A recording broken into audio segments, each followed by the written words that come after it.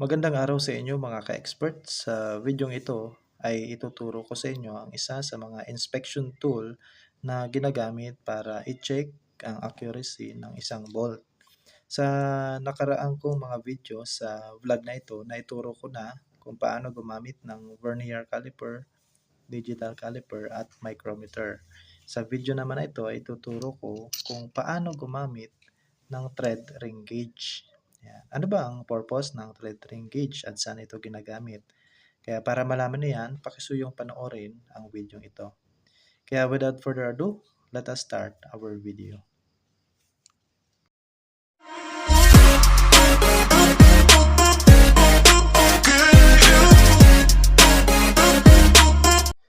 Ang tawag sa inspection tool na ito ay thread ring gauge. Kung mapapansin natin, mayroon siyang thread sa gitna ng inspection tool na ito at mayroon din siyang knurling dito sa side niya.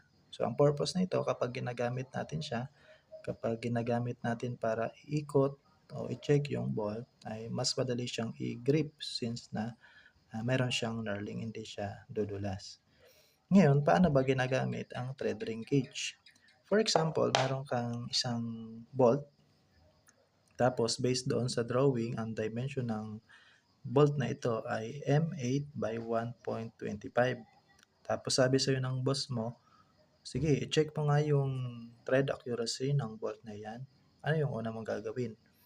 Gagawin mo, maghahanap ka ng thread ring gauge.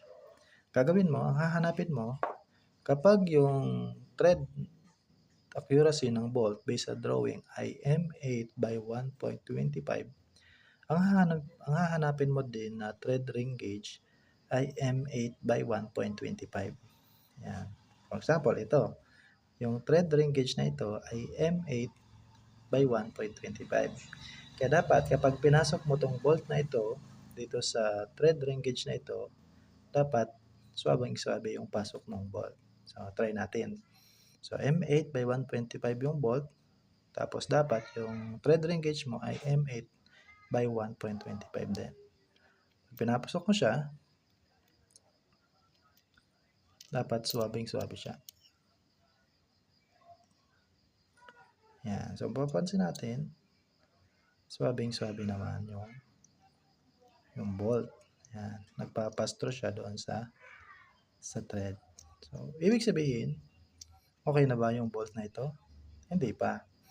Yan. So, ang thread ring gauge na ito, ang tawag dito ay go. Yan. Go thread ring gauge. Ibig sabihin, kailangan yung bolt na ito ay mag-pass through dito sa thread ring gauge na ito. Yan. Pero hindi dyan nagtatapos yung inspection.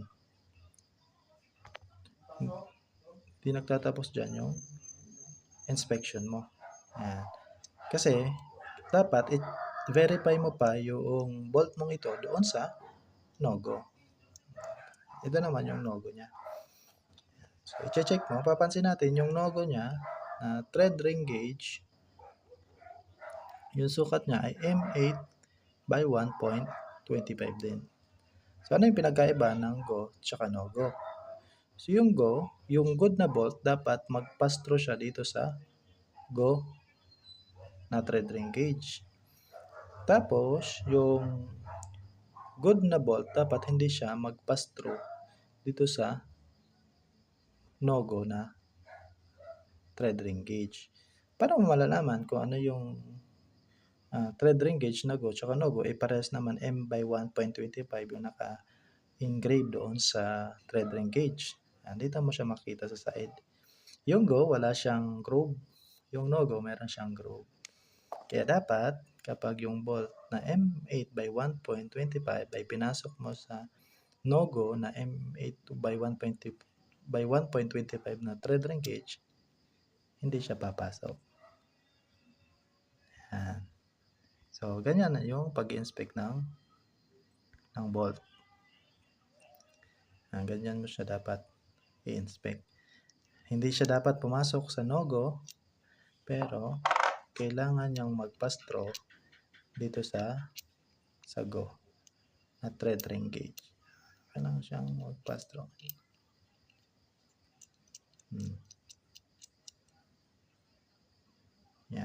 magpasto siya. Yan. So, malinaw. Kaya paano ba mag-i-inspect ng bolt? Using the thread ring gauge. So, una, i-check mo muna yung drawing.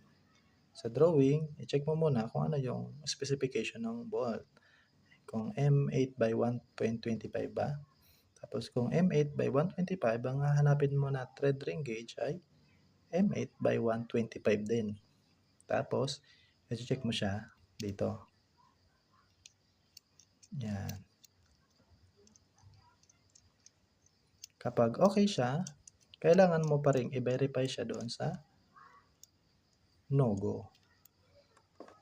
Dapat hindi siya pumasok dito sa no-go, yung bolt mo. Yan. Pag pumasok siya, ibig sabihin may defective yung bolt mo. Dapat di siya pumasok. Okay? So ito ay go na thread ring gauge. Ito ay no-go na thread ring gauge. So ano siya, lagi siyang magkasama during inspection ng bolt. Check mo muna using yung go. Kapag okay doon sa go, i-check mo din doon sa no-go dapat. Hindi din siya mag-pass through. So yun lang mga ka-experts. Sana meron kayong natutuhan dito sa video ito. At susunod na mga video ay tuturo ko din sa inyo ang iba pa mga measuring at inspection tool na ginagamit sa mga manufacturing company. Salamat sa panonood.